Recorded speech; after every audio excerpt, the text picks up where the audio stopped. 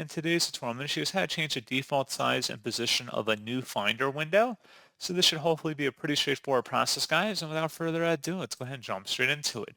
So all I have to do is open up Finder here, basically. So just open up the Finder window and then drag it wherever you want on your screen. And then you can take the corners and then make it larger or smaller depending on your preference as well, similar with the Spotlight feature.